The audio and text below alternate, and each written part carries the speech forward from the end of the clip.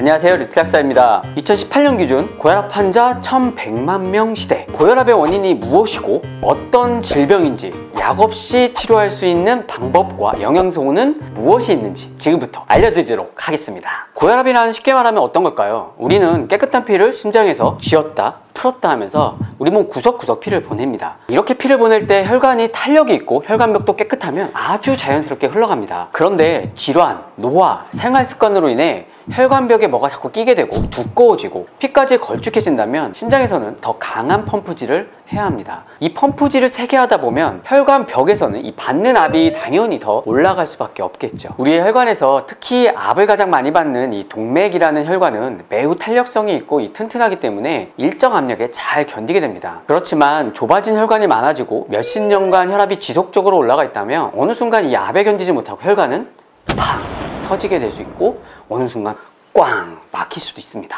아니, 압력이 높아져서 터지는 건 좀 이해가 가겠는데 왜 막히기도 하지? 이런 생각 드실 수 있어요. 바로 죽상동맥경화라고 해서 받은 압력에 의해 혈관이 상처가 생기고 그 상처가 지속이 되면 칼슘과 콜레스테롤과 마크로파지라는 면역세포들이 막 얽혀서 혈전이 자꾸 생기기 때문입니다. 그게 뇌에서 터지면 뇌출혈, 막히면 뇌졸중, 심장에서 막히면 심장마비가 올 수 있는 겁니다.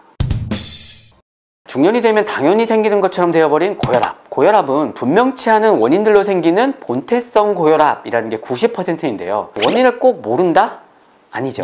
맨날 라면 먹고 고기 먹고 햄버거 먹으면서 술 먹고 거기에 뱃살은 늘어가는데 자비는 줄어들고 훅 하면 아내와 싸우고 직장에서 스트레스 받고 열받으니까 담배 피고 나이는 점점 들어가니까 노화는 되고 이런 것들의 유전적 요인까지 더해서 생기는 게 바로 본태성 고혈압이다. 이런 본태성 고혈압 외에도 갑상선 질환이나 신장 질환, 혈관 질환, 뇌 질환에 의해 생기는 고혈압이 있습니다. 바로 2차성 고혈압이라고 하고요. 약 10% 정도 된다고 합니다.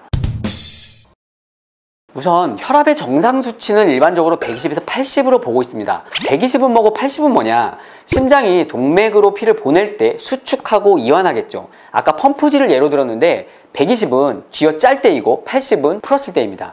그러니까 120에 80이다 하면 수축기가 120, 이완기가 80. 수축과 이완기의 차이를 맥압이라고 하고 보통 성인은 45에서 55 정도 차이가 정상이다. 그 차이가 커지면 혈관의 탄력성이 떨어지고 있다.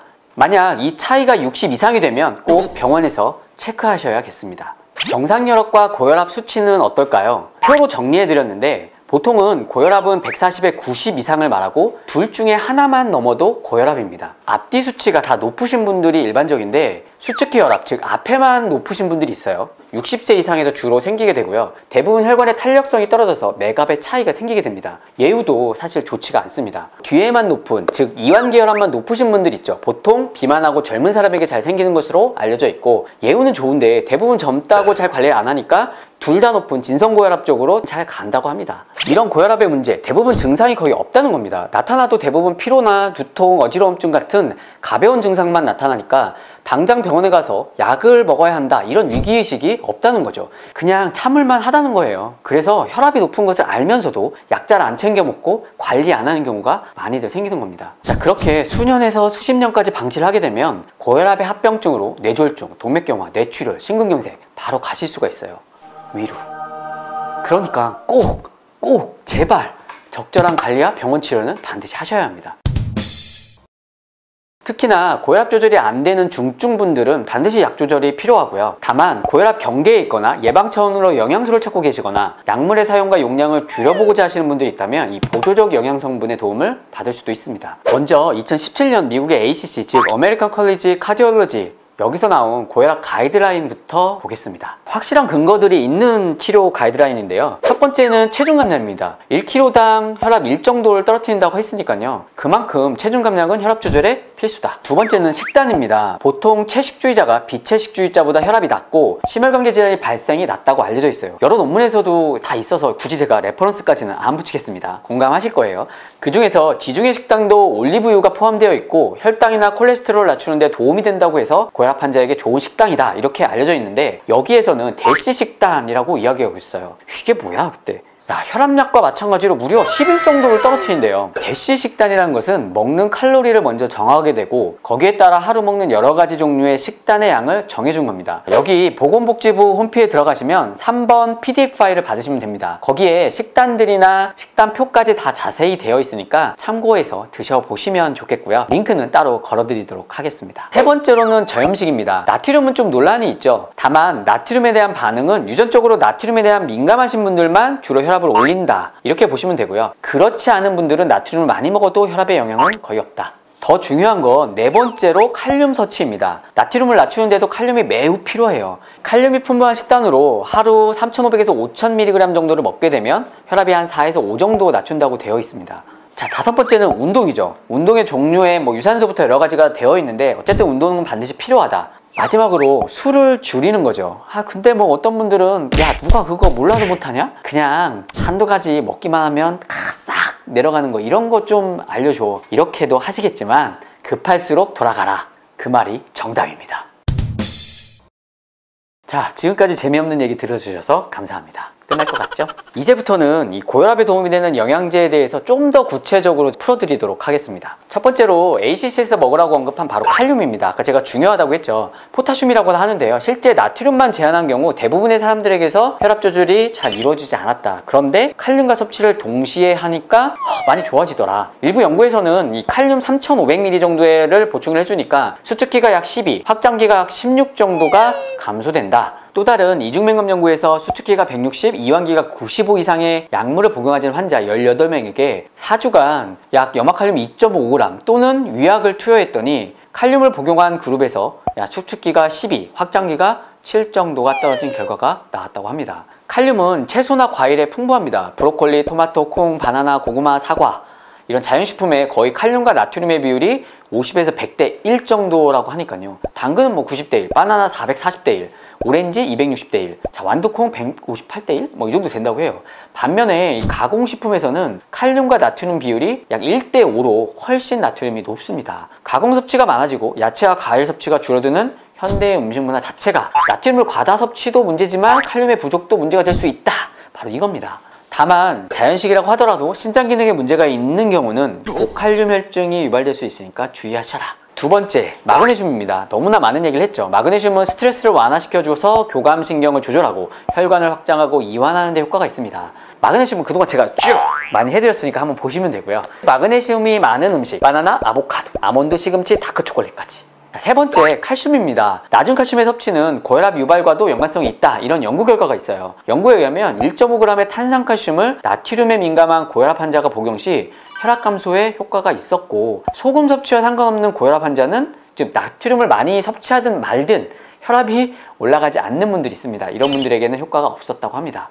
평균적으로 수축기는 13.6, 이완기는 5 정도가 줄었다고 합니다. 어쨌든 칼슘도 정상적으로 있어야 정상적인 수축도 되니까요. 가끔 나 노바스크가 칼슘 채널 브로커거든요. 이런 혈압약을 먹는데 칼슘을 먹으면 오히려 고혈압에 안 좋은 거 아니야? 이렇게 문의하시는 분들이 많습니다. 노바스크는 혈관 내 평활근이라는 곳에 작용하는 것입니다. 이는 뼈와 혈액 내 칼슘과는 사실 무관한 기전입니다. 내 몸의 전체 칼슘량의 1%도 안 되는 양이기 때문에 걱정 안 하시고 드셔도 괜찮겠습니다. 칼슘이 많은 음식, 케일, 시금치 등 녹황색 채소에 많습니다. 네 번째, 비타민C입니다. 비타민C는 혈관의 결합 조직을 단단하게 해주는 역할을 하고요. 혈관이 튼튼해지면 당연히 혈압에 좋은 영향을 끼치겠죠. 특히나 베타카로틴, 토코페롤, 아연 등과 같이 썼을 때 더 효과적이다, 이렇게 나왔다고 합니다. 비타민C가 많은 음식, 파인애플, 딸기, 망고, 키위, 파프리카, 브로콜리, 양배추, 아셨죠? 비타민C 영상도 제가 여기 쫙 자세히 해드렸으니까 참고하세요. 다섯 번째, 코엔자임 Q10입니다. 보통 고혈압 환자의 약 39% 정도가 결핍으로 알려져 있고요. 고혈압 환자가 코엔자임 Q10을 먹었을 때 혈압 감소하는 비율은 약 10% 정도, 그리고 투여하시고 4주에서 12주 정도 후에 효과가 나타나는 것으로 알려져 있으니까 꾸준히 드시는 게 좋겠습니다. 코엔자임 Q10은 콜레스테롤을 낮추고 항산화 작용으로 혈관을 건실하게 하여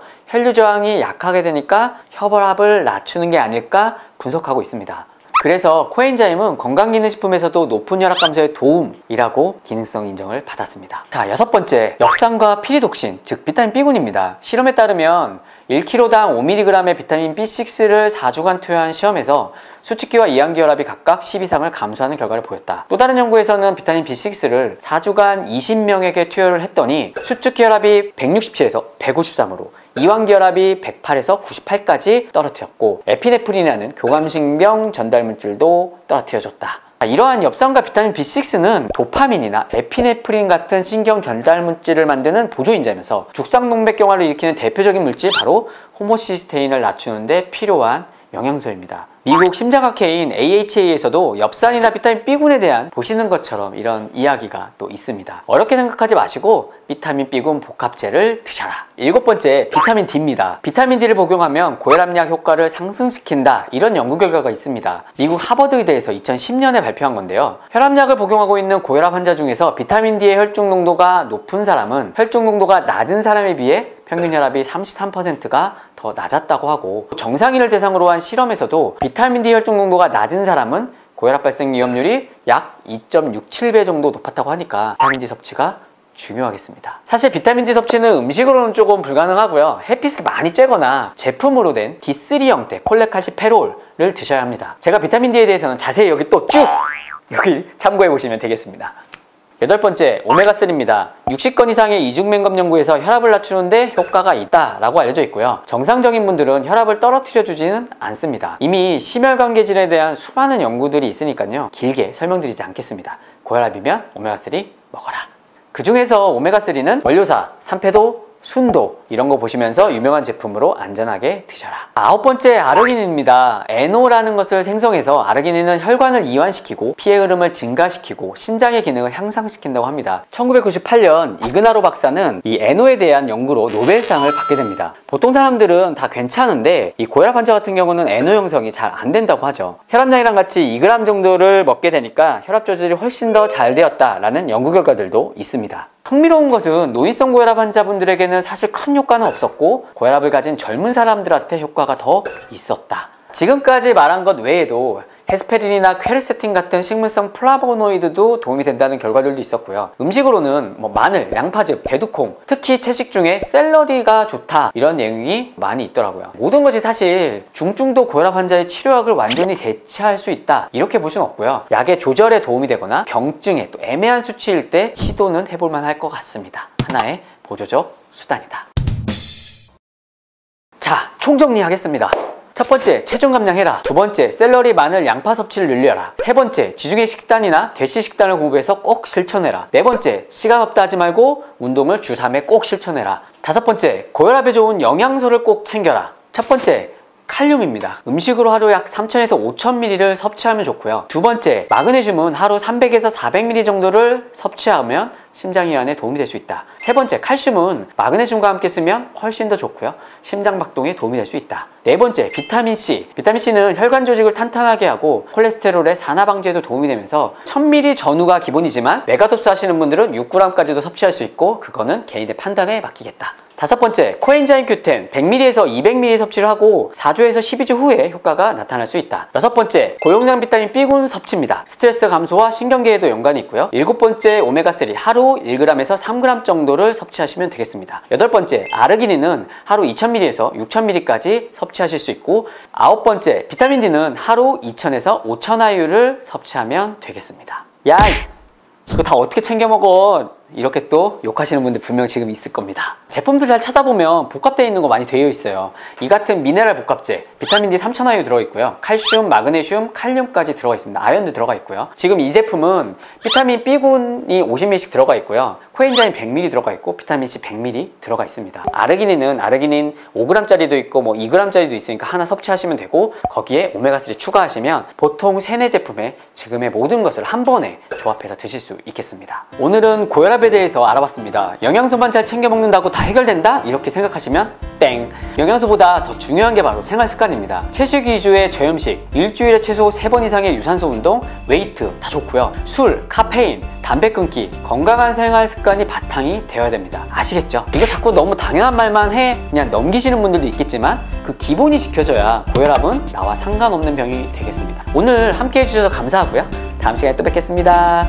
내용이 유익하셨으면 좋아요, 구독, 알림 설정 제발 부탁드려요.